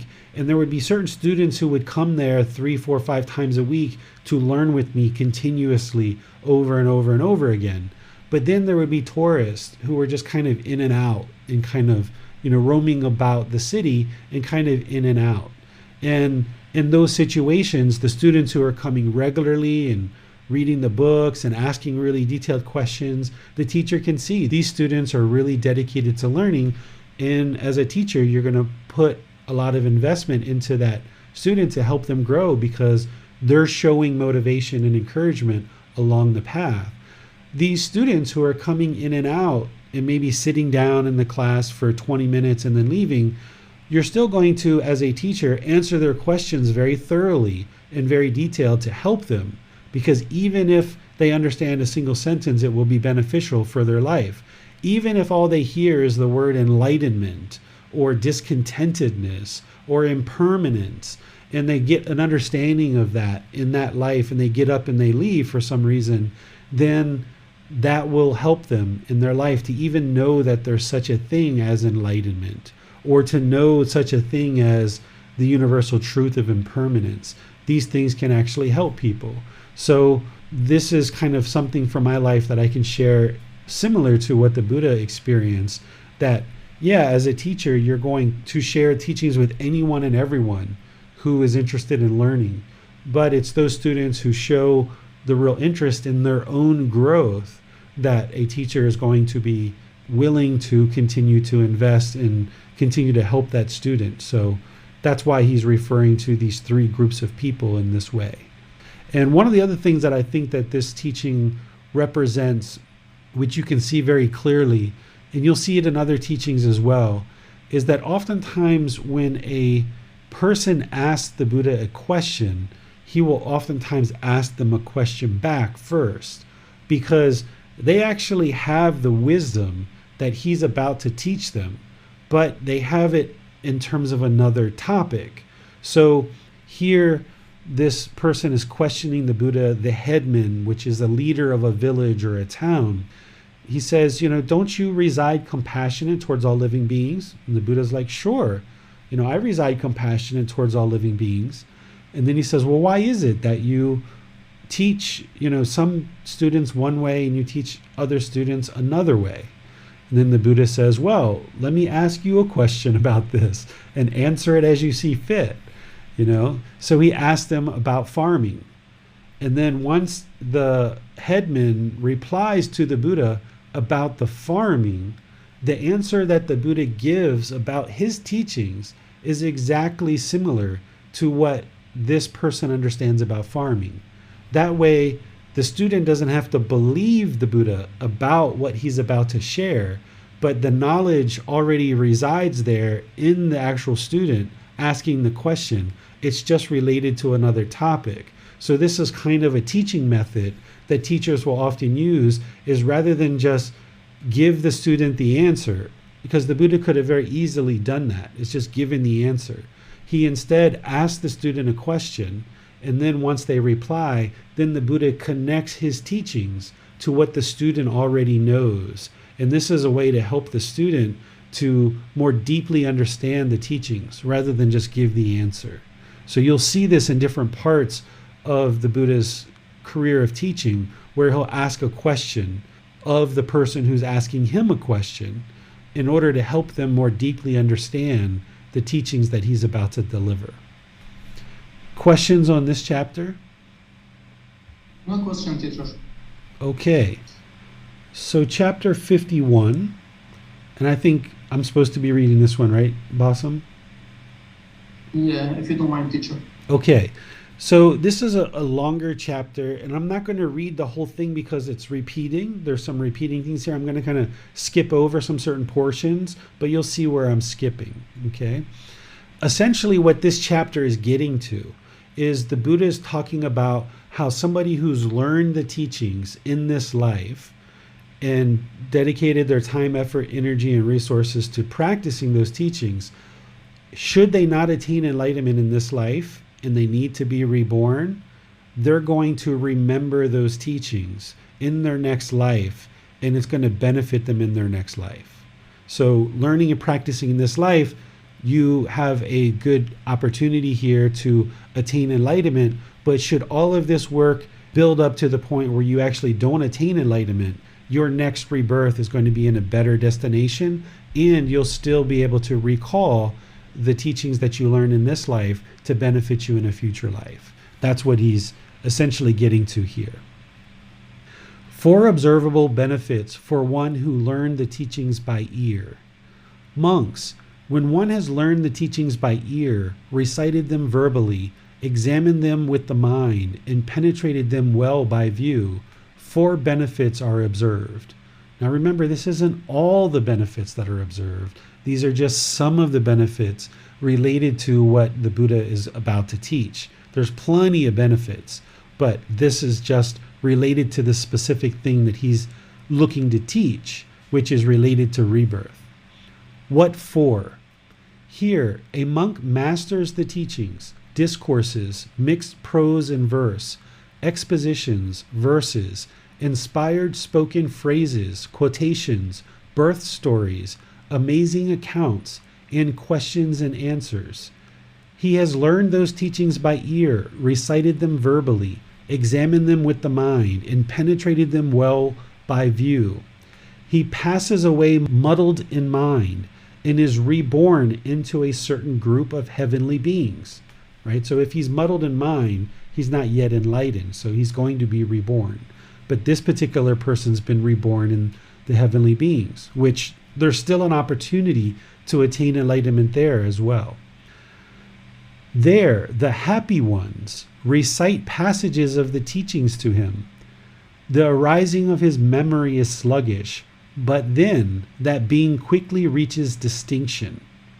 So here, this is someone who learns in this life, doesn't attain enlightenment, reborn in the heavenly realm, and people there, or beings there, heavenly beings there, recite the teachings to him, and his mind is kind of sluggish, but he eventually kind of quickly reaches to distinction or development on the path, perhaps even enlightenment. And that's the benefit. So this is the first benefit to be observed when one has learned the teachings by ear, recited them verbally, examined them with the mind, and penetrated them well by view. Okay, so that's the first thing. So here again, the Buddha goes through this whole process of all the learning orally, practicing the teachings, passes away muddled in mind, and is reborn in a certain group of heavenly beings. There, the happy ones do not recite the passages of the teachings to him, but a monk with psychic potency who has attained mastery of mind teaches the teachings to an assembly of heavenly beings. So this is a human being, a monk that exists as a human being, is teaching to the heavenly beings while this being is there, right? So this person has learned in their human life, they didn't attain enlightenment, they're reborn in the heavenly realm. The heavenly beings aren't teaching, but this monk in the human realm is teaching, and now he learns as that heavenly being. It occurs to him, this is the teachings and discipline in which I formerly lived the spiritual life. So, in that heavenly existence, you remember, I used to practice this in a previous life. The arising of his memory is sluggish, but then that being quickly reaches distinction. Okay? The Buddha gives kind of an analogy to help you understand that. Suppose a man were skilled in the sound of a kettle drum. While traveling along a highway, he might hear the sound of a kettle drum and would not be at all confused or uncertain about the sound. Rather, he would conclude, that is the sound of a kettle drum. So too, a monk masters the teachings. The arising of his memory is sluggish, but then that being quickly reaches distinction. This is the second benefit to be observed when one has followed the teachings by ear, recited them such and such and such. So just like you were skilled in a certain musical instrument, if you went many, many years without hearing that instrument, but then you heard it much later in life, aha, I know exactly what instrument that is. You would know. And that's what the Buddha is explaining, that you would have that same recall of the teachings from one life to the next. Now here's the third one. Same thing, someone who practices all the teachings, he passes away muddled in mind and is reborn in a certain group of heavenly beings. So the person wasn't enlightened and reborn in the heavenly beings. There, the happy ones do not recite the passages of the teachings to him, nor does a monk with psychic potency who has attained mastery of the mind teach the teachings to an assembly of heavenly beings. However, a young heavenly being teaches the teachings to an assembly of heavenly beings. It occurs to him, these are the teachings and discipline in which I formerly lived the spiritual life. The arising of his memory is sluggish, but then that being reaches distinction. Okay? So here is the analogy. Suppose a man were skilled in the sound of a conch. This is like a shell that you blow through in order to make a certain sound. While traveling along a highway, he might hear the sound of a conch, and he would not be at all confused or uncertain about the sound. Rather, he would conclude, this is the sound of a conch. So too, a monk masters the teachings. The arising of his mind is sluggish, but then that being quickly reaches distinction. This is the third benefit. So again, a being that learns the teachings in this life, passes away muddle-minded, not enlightened, is reborn in the heavenly realm. There the happy ones do not recite the passages, nor does a monk with psychic potency and mastering of the mind teach the teachings, nor does a young heavenly being teach the teachings to an assembly. However, one being who has been spontaneously reborn reminds another who has been spontaneously reborn. Do you remember, dear sir? Do you remember where we formerly lived the spiritual life? The other says, I remember, dear sir, I remember. The arising of his memory is sluggish, but then that being quickly reaches distinction. Suppose there were two friends who had played together in the mud. By chance, they would meet one another later in life.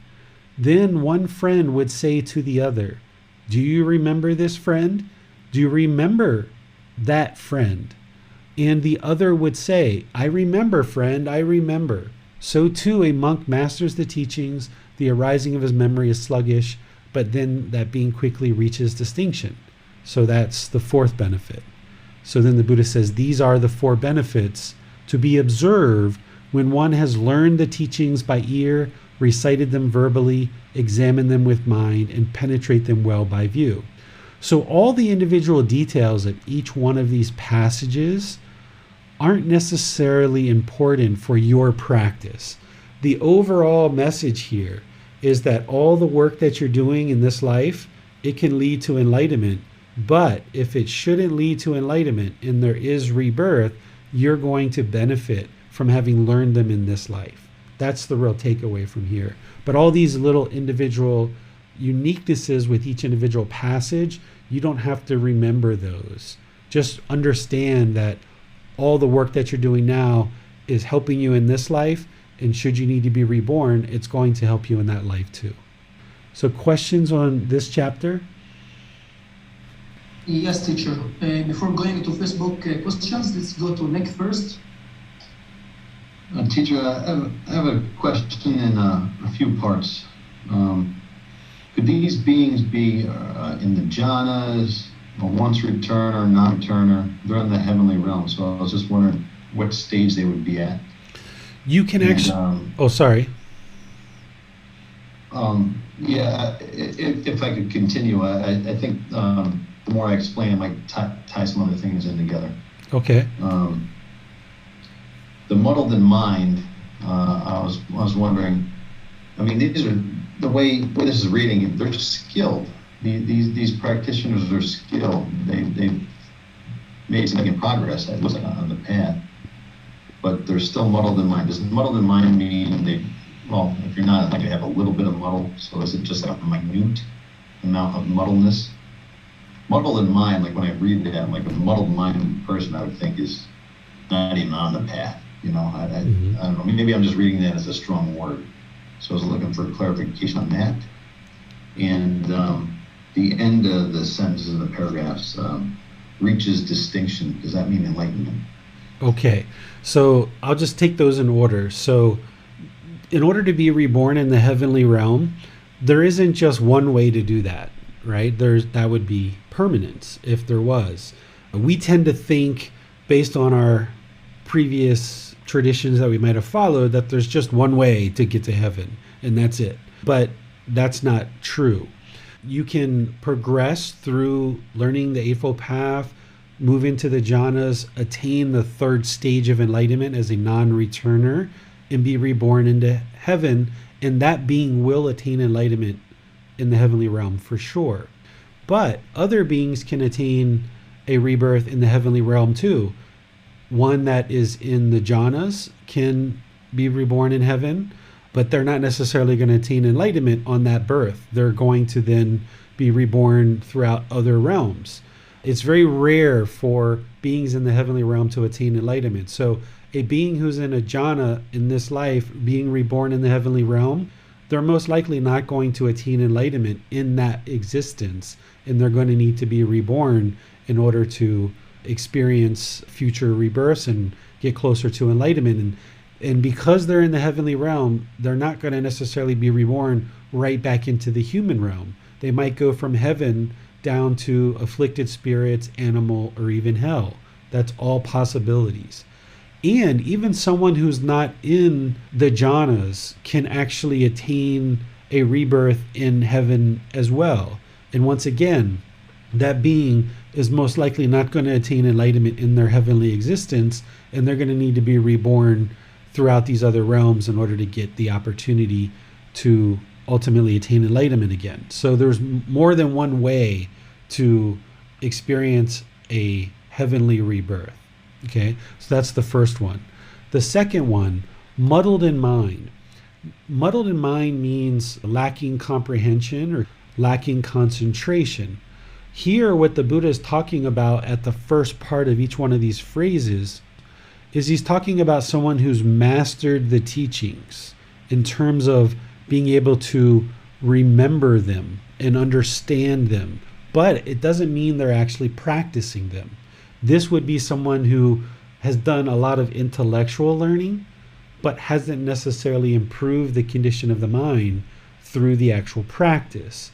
So there's beings that are like that they may understand the teachings very well intellectually, but their mind is still lacking comprehension or clear comprehension or clarity or concentration because they are not truly practicing the teachings very deeply. So that's how somebody can learn the teachings, or the word that the Buddha uses here is master the teachings, but still yet be muddled in mind, which means it's going to lead to rebirth. Okay?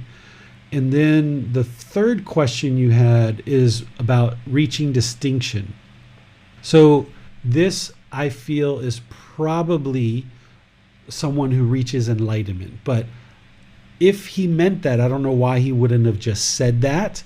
It might not be that someone reaches enlightenment. That might not be what he's necessarily explaining, because if he was meaning to say that this being is absolutely going to reach enlightenment, I think he would have said that. So reaching distinction could be that this being experiences the jhanas, experiences one of the stages of enlightenment, or it could mean that they actually attain enlightenment. So all of those things on the spectrum. So that's probably what he's teaching here, is that this being accumulating the benefits of the teachings can reach distinction, or in other words, attain the jhanas, one of the stages of enlightenment, or enlightenment itself. But it's much easier to say it this way. That's what I would suggest that he's probably referring to. Okay, teacher, thank you very much. Could it be quickly reaches distinction? Or maybe a better description would gets back on the path, quickly gets back on the path. Well, Something like that. That's all. Well, if somebody is already doing all of this stuff and they're reborn, they're on the path. I mean, even beings in hell are on the path. They're just not actively on the path, right? They're in the cycle of rebirth. They're just not actively pursuing it as someone who we say is on the path or actively on the path. So I wouldn't necessarily say it that way, Nick, because someone who's done all this stuff is on the path, but they're just now being reborn, and their benefits are going to accumulate to more results in that heavenly realm. Well, we have a couple of questions. The first one comes from chapter 43. Okay. Amina says, how can we relate the teachings in chapter 43 to our everyday lives? David, can you share an example? This one here, there's nothing I feel that you can go out and practice, like the universal truths, the Four Noble Truths, the Eightfold Path, things like this. This is just another way that the Buddha is pointing to the Four Noble Truths as a way of helping you see that that's a really important teaching to learn and practice, right? So every single one of his teachings, there isn't something that says, okay, let me go check the 6 sense bases, or let me guard the doorways to discontentedness, or right speech or right action, these kind of things. In this particular teaching, it's just him sharing how important the Four Noble Truths are to the path to enlightenment. These teachings that you're looking at, they're sometimes captured where, he's just talking in conversation with somebody, and somebody during his lifetime remembered that, and that's what they actually wrote down and captured as part of the teaching. So this wasn't necessarily a full out discourse, or there could have been something he was teaching before this or after this that has more application to maybe what you're doing in your life right now. But this particular 2 paragraphs is just helping us see how important the Four Noble Truths are, and that you need to focus on that in order to attain enlightenment as one important aspect of the teachings. Okay, next question. David, can you share with us how we can relate chapter 46 to our relationship with Buddhism teachers in modern times? Related to the relationship with Buddhist teachers in modern times. Okay, so one thing I would say is this is really the core part of this entire teaching. One who sees the teaching sees me, or one who sees me sees the teachings. If you're learning with a teacher in modern times, you should be able to get to the point where you can see the teachings within a matter of a few weeks. You should be able to take their teachings, look in the world, and see that there's truth there. You might not be understanding them fully. You might not be practicing them fully. Of course, you haven't attained enlightenment, but you should see the truth in their teachings based on what they're sharing. There shouldn't be any belief whatsoever in what someone's sharing with you. You should be able to learn intellectually and then reflect on that, look in the world, and see the truth for yourself. That's one.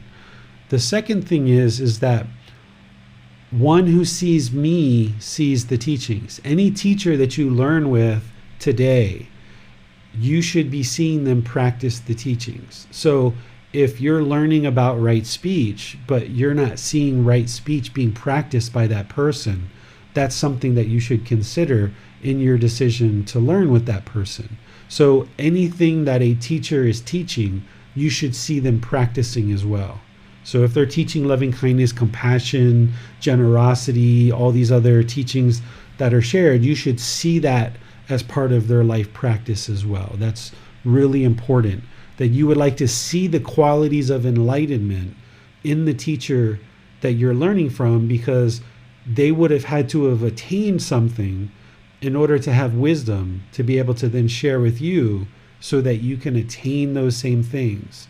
So if a teacher, going back to muddle-minded, if a teacher is lacking clear comprehension or concentration or awareness of mind, and you're noticing that, then that means they haven't attained the results of the enlightened mind, and therefore their wisdom is not yet quite 100% developed to the point where what they're sharing with you would lead to the results of clear comprehension, concentration, and focus. So you should see the qualities of enlightenment in the person that you're choosing to learn from. Those are two that I could see here. The other ones are related to, being close to the Buddha. So any teacher who's sharing these teachings, they should be close to the teachings of the Buddha. You should see them having proficiency in understanding and communicating the Pali Canon. If someone is sharing the teachings on this path to enlightenment, but they're not close to the teachings of the Pali Canon and understanding the teachings of the Pali Canon very well, then they haven't really done the work to go back to the words of the Buddha and then bring that into their own practice. So that means whatever they're sharing with you is going to be lacking that wisdom from the Pali Canon. So you would like to see that a teacher is very close to understanding the teachings in the Pali Canon. So those are three that I could share with you here in this particular one. Well, these are all the questions for the same teacher. So many thanks for your compassion and love. Okay. I see Nick's hand is up. Is that just from the other question, or is that a new question?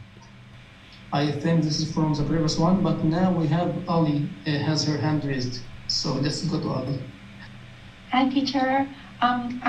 This is not question relating to this class, but for the class tomorrow, where do we read? Where's the reading? Where can we find the reading for it? So the group learning program, the first 4 weeks that we start out, it's not following the chapters in the book like one by one, the way that we typically do. The first 4 weeks is an overview of the path, and then we kind of start with chapter 1 from there, and we go week by week by week. But if you would like to read something in preparation for tomorrow's class, you could read the preface of the book, chapter 4, and the first part of chapter 5, which is right view and right intention. But don't feel like you have to hurry up and read that, because I'm going to be teaching orally and giving kind of an oral survey of the path to enlightenment. And then we're going to get into chapter 1 in about 4 weeks from now. But if you would like to read something, those would be things that you could read. Oh, okay. Right. Thank you. You're welcome. All right. So next week in this class, we're going to be in volume 3, which is titled Foundations in the Teachings. And we're going to be discussing chapters 1 through 10. So if you need to download that book, you can go ahead and download it. If you need to print it or get a copy from Amazon, you can do that. And we'll explore chapters 1 through 10 in volume 3. And then we're going to progress through that book. We'll be in that book for a good 11 or 12 weeks. So that's about 4 months, because there's 124 chapters in that book. It's quite a thick book. So we're going to be in that book quite a bit. And what you're going to see in this volume 3, and the reason why it's titled Foundations in the Teachings, is that it's a real large variety of teachings from the very beginning of the Buddha's career of teaching all the way through to the end. So when I tend to travel or go on trips and teach, if I'm going to grab one particular book or another, I will typically grab that one and go on my trip, because there's so much variety in that book that it really has a lot of variety and a lot of wide-ranging teachings on lots of different topics. So I think you'll really enjoy exploring that book, because there's so many different topics. And then once we read that book over 4 months, then we'll move into volume 4 and volume 5, and we'll continue going from there. But with that volume 3, it's almost like a survey, kind of like an overview of all the teachings of the Buddha going forward into all the other volumes. Tomorrow in the group learning program, we're going to be studying just the first two steps of the Eightfold Path, right view and right intention. This is the first class of a 3-part series where we're going to be breaking down the Eightfold Path into 3 separate classes so that we can penetrate into each individual section of the Eightfold Path very deeply. So this first class is the wisdom of the Eightfold Path, which is right view and right intention. There we're going to be discussing the 3 universal truths, the 4 noble truths, which makes up right view, and then we're going to be discussing right intention. And I'm going to be bringing in words of the Buddha in order to share the teachings in that class and ensure that students have a really good understanding of that first part of the Eightfold Path. And then in the following Sunday, we're going to go into the moral conduct, right speech, right action, right livelihood. And then the following Sunday, which is the 3rd part of the series, we're going to be in the mental discipline, which is right effort, right mindfulness, and right concentration. Teaching in this way gives us a lot more time to penetrate deep into the Eightfold Path and make sure you really deeply understand it. Typically, this is taught as just one class, but by breaking it up this way, we get to penetrate much more deeply into it. So it's really great to be able to offer it in this way. And if you're able, I would encourage you to learn in that class either live or through the replay so that you can take in this 3-part series. On Wednesday, we start the first part of a 4-part series where we're going to be teaching breathing mindfulness meditation over 4 classes. So the first class, I'll introduce it, go into a great amount of detail about developing your meditation practice, and then we'll actually do a short meditation session together. Then the following Wednesday, we'll go deeper into the practice, and out of those 4 classes, we'll get deeper and deeper into the practice of breathing mindfulness meditation. And then we'll start with a 4-part series on loving kindness meditation and do the same thing and make sure we're really building your practice up from the very beginning and building it up so that it can be stronger and stronger and stronger and more penetrative in the mind so that you really deeply understand these teachings as we help you build up your life practice. So thank you all for joining for today's class. I'll see you either next Saturday in this class or perhaps even Sunday and Wednesday in the group learning program. Until then, have a very lovely rest of your day. Sawadee khap. Thank you for listening to this podcast. To provide support for this podcast, visit patreon.com/support Buddha. To access more teachings, visit buddhadailywisdom.com. There, you will discover a full range of courses, retreats, and online resources to assist you on the path to enlightenment. Remember to establish a daily, consistent meditation practice, along with learning and practicing these teachings. A well-developed meditation practice is the foundation in which to train the mind to attain enlightenment.